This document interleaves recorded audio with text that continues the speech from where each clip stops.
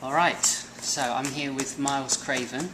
Thank you very much for taking some time out. You're very busy, I take it. How many presentations are you doing here at JOLT? 3 this time. One on intensive, extensive reading, a workshop, and then a presentation on the Muller Centre at Cambridge and the business programme, how that's developed, and tomorrow materials writing workshop. Okay, so materials writing is probably what you're better known for. You've got quite a lot of books out there now. Yeah. How did you get into that? It was when I arrived in Japan in '97, teaching at Nichidai Mishima. Really enjoyed it, and Golden Week came, and I found it such an interesting environment in Japan, what works and what doesn't. So I started thinking about, a book that I would like to write. Okay. And it came out with MLH, Macmillan Language House, Destination USA, it was called. That was my very first one. As a British author? Sorry? As a British author? Destination USA. Although in American. Yeah. I mean, basically, my students were interested in going to the United States to study, or in life in the United States more than the UK, so it's all about the students and what they find interesting. And what was the process like of the first materials, the first book that you wrote? How did you find writing it? I find it quite enjoyable, actually, because working with MLH as a local publisher, the editorial is really hands-off. So you write what you want, and basically it gets printed.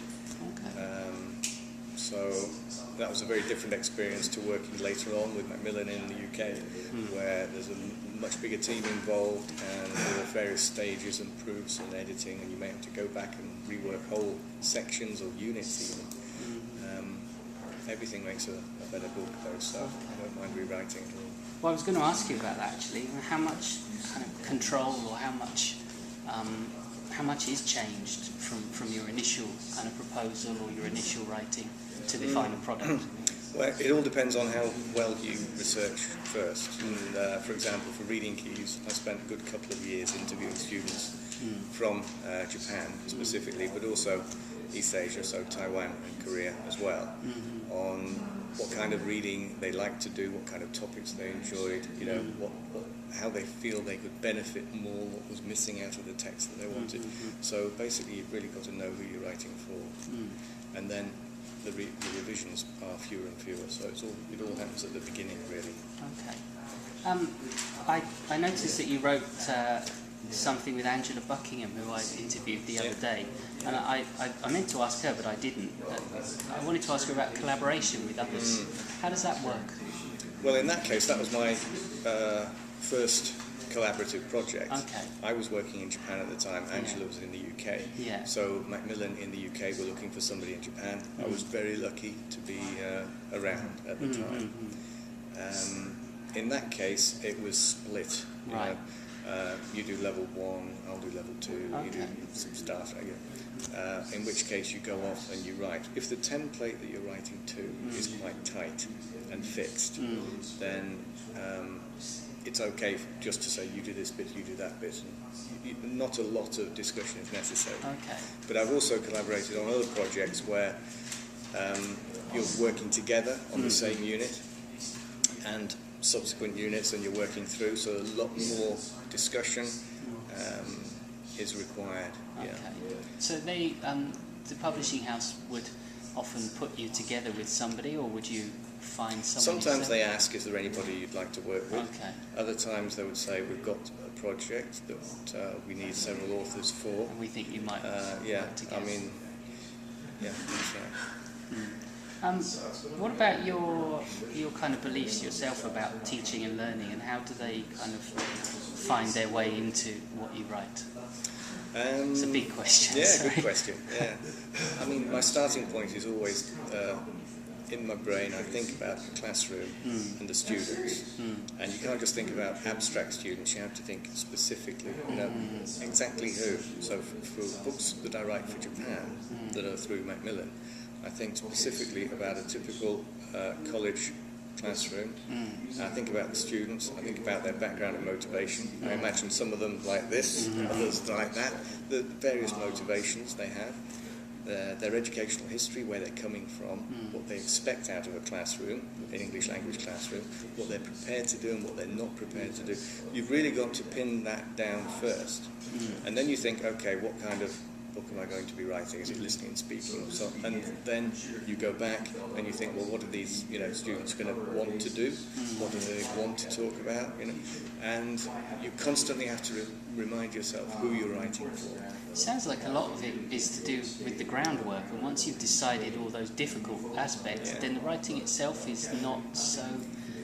The writing is the most painful part. Really? The fun part is the beginning, Is where the you're thinking what research kind and of the idea. book, and let's sketch out how many units, and how can we be different, how can we be better, And there's quite a bit of discussion with the editorial team and sales team and so on, and other teachers and students. So that's the fun bit. But once you've decided what you're doing and you have your template, your unit outline, your scope and sequence, then it's just painful, unfortunately. There is nothing enjoyable about writing. It is a really, really, really frustrating task. Do you set yourself kind of working hours? Do you lock yourself in your shed, or what kind of thing do you do? Well, I just work. I get up, I'll have breakfast, I'll start work maybe 8 earlier. I'll go through to lunch, then I'll go through to dinner, I might finish about 6. Sometimes, life gets in the way, so I can't manage that routine. I always stop for the phone, I always stop for emails, I can't close myself off like that. I need distraction. Because if you find yourself with a brick wall, a distraction is good. So often I'll phone up a friend and say, let's go and have a coffee or something.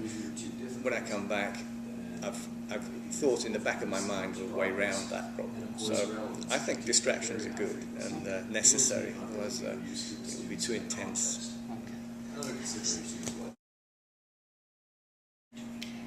Okay, I was quite interested in this question. So, the language and skills is one thing, but how do you think the content is important? What kind of things do you think about when you're deciding on what topics or what particular readings to do? Are there any taboos or any cliches that you really want to avoid? Well, in terms of content, it depends what kind of book you're doing. If it's a reading course, for example, like reading keys, content is number one. It has to be of relevance and interest to the students. They have to be able to relate to it. So it's extremely important to get that right. So what is right? Well, the thing is, relevant. what keeps writing interesting is that it's so varied. So what's okay for one student is boring for another. What some groups find fun, other groups won't. There is never a right answer. But what you can do is try to get the balance in the right area. And by doing that, I think it's just a case of knowing your students again. You find out.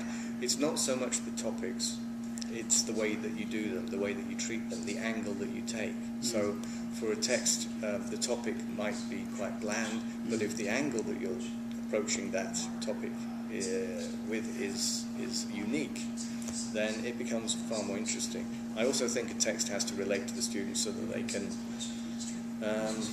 engage with it on an emotional level as far as possible. So that has to be taken into account as well. Okay. How far and how much do you keep abreast of research into language acquisition and that kind of thing? Is it necessary to be right on the cusp, or can you take a lot of general? Yes, well, I mean, it's important to keep up to date with what's going on generally, but I'm not obsessed by it. Basically, my starting point is the classroom and the students. I'm not approaching it from a theoretical point of view. I'm approaching it from a purely language teaching point of view, and thinking about what works and what doesn't, and how we can get the students, from A to B in the classroom fairly painlessly and hopefully successfully and with a bit of fun as well. So that's where I'm coming from. I'm not a linguist by any means. Okay. What about design? How relevant is design? Because I knew somebody when I was doing my masters who was working on some research into things like fonts and colour combinations and how that helps students notice things. Is it taken into account, and do you have any involvement in that kind of thing?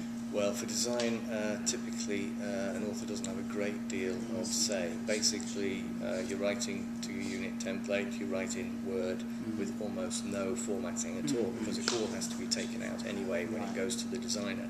The designer's job, and many of them are very good at it, is to take that material and make it look attractive on the page so that students can, get into it rather than be repelled by it. Same for illustrations. The illustrator has quite a hard job.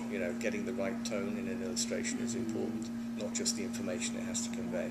So actually, that's left to other professionals. Perhaps you're sent various designs, and you might be asked your opinion, but I don't insist, no, because there are other people with better ideas about what will go down well design-wise than me. That's not my area, so I'm happy for that decision to be taken, by a marketing team. I noticed that British books in general, compared to American books, tend to have less white space. They tend to be denser, in general. Yes. Do you think that's... Well, if you think in Japan, for example, American English is the preferred one, and American English books made for the Japanese market have a great deal of white space because it has to be non-threatening and not too confusing. British English books are generally made for the European market, where students are quite different, and you can have smaller font size and plenty of packed information on the page. So it's not so much American and British, it's more about the markets where those books are sold. Okay.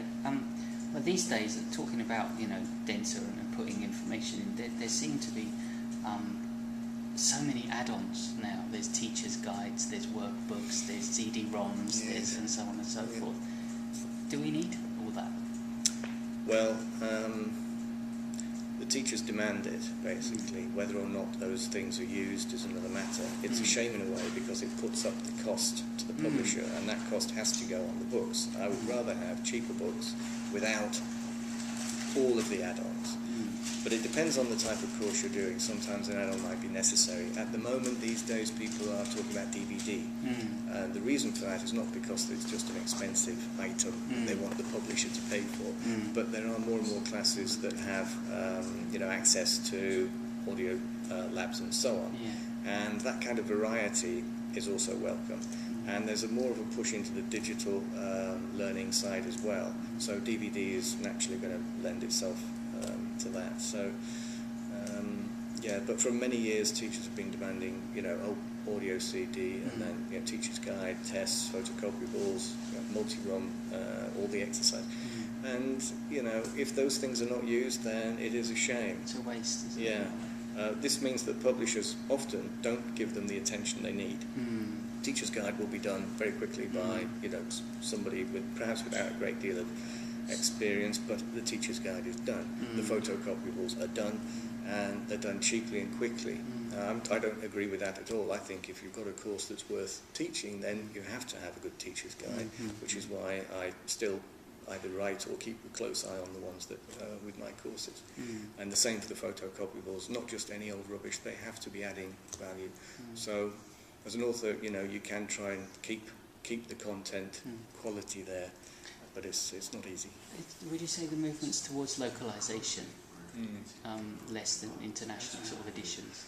Yeah, definitely. I think that's the right way to go anyway. Also, some of the publishers traditionally have been very large, and they've had these international courses that go all around the world. There is still perhaps a place for those, but teachers are more and more demanding something that's right for their classes. For example, in Japan, what's going to be right for a low-level Japanese class will not be right for a low-level Taiwanese class or low-level Korean class. They're quite different. And it's wrong for publishers to say, oh yes, this is good, you can use it, because as a teacher, if you're convinced that, the book is suitable, the course is suitable, and you adopt it, you take it, and you find in the first couple of weeks, first lesson even, that it's not right, you're lumbered with it for the whole of the course, and it makes teaching a nightmare. So I think publishers need to be responsible and say, they need to think more carefully about where they're selling the books, and teachers have a right to demand, books specifically for their market. Well, I have to admit, I have a tendency now to either choose something quite sparse that I can add to myself and change and adapt, or even nothing at all, actually, because especially, yeah, I sometimes find it difficult to find a book that would suit my needs. Yeah. I mean, there are so many multi-syllabus books out there. I don't need reading, writing, speaking, and listening all in the same book. It can be a challenge, I think. Reading textbooks, I think, are quite good these days. There are quite a lot of good books available, but some of the others are. I guess it's hard to make something general for everyone. Well, it depends on the teacher. It depends on the class. Well, one teacher finds, a boring waste of time. Another teacher will find us a lifesaver. There are so many different situations that a book may or may not work in. That's one reason why the publishers have so many books. In fact, I think there are too many. I think it's just too confusing to teachers. There are 50 listening and speaking books. Which do I choose? I've got no idea. You can't look through each one carefully. That's one reason why I think teachers are turned off choosing, because there are so many, it's easy to make a wrong choice. If you have the experience and the time and the motivation to create your own materials, and you have the class which responds to that, then that's great. But a lot of teachers don't have that time. No, that's quite true. Or even the luxury of not using a book. They have to use a book. So it's important that the book they use is the right one. So that's where I'm coming from. We've noticed with kind of the music industry and the newspaper industry and the movie industry, they're kind of struggling to come to terms with the internet and the way that piracy and there's so much more information out there now. What do you think's the future for publishers? For ELT publishers, their future is definitely digital. It's been accepted for a while, and now they're spending quite a lot of money going into the digital area. It's not so much about a course being a book or a series of books. It's a course being seen as content, and this content can be delivered in many different forms, either onto an iPhone, or through a mobile phone, on the internet, or in book form. Basically, it's content, and that can be worked any number of ways. Exactly how that works out over the next few years, 5-10 years, I don't know. A lot of institutions, a lot of teachers don't have access to that kind of digital media.